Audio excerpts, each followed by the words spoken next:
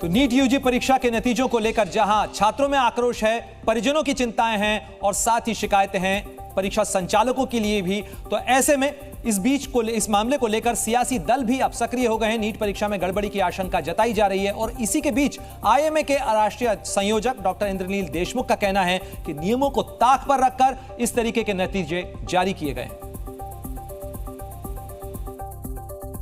पूरे देश को पता था कि नीट का रिजल्ट, नीट का पेपर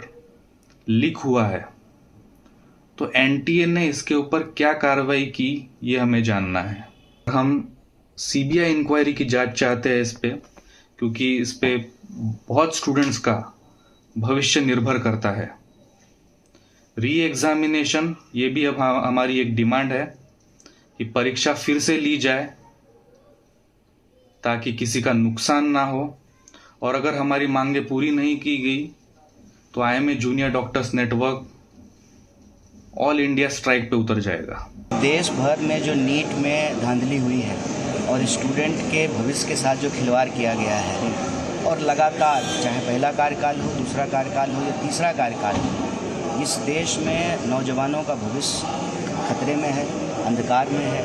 तो मुझे उम्मीद है कि प्रधानमंत्री जी इन चीज़ों पर जल्द से जल्द जो है त्वरित कार्रवाई करेंगे। 20 लाख से ज़्यादा पोस्ट खाली हैं, उनको भरने का काम करेंगे।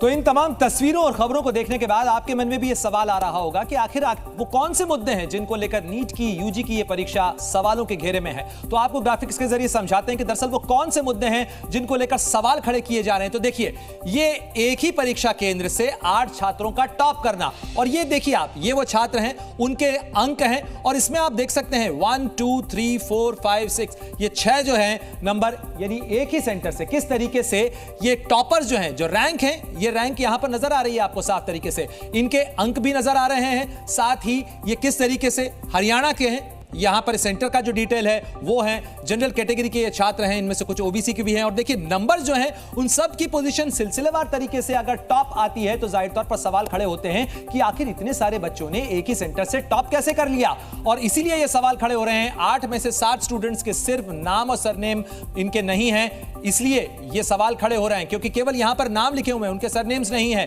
और इसलिए भी सवाल खड़े हो रहे हैं। और देखिए, ये जो तमाम चीजें हैं, इसीलिए नेशनल टेस्टिंग एजेंसी को लेकर सवाल खड़े हो रहे हैं, और नेशनल टेस्टिंग एजेंसी से कोर्ट ने भी जवाब मांगा है।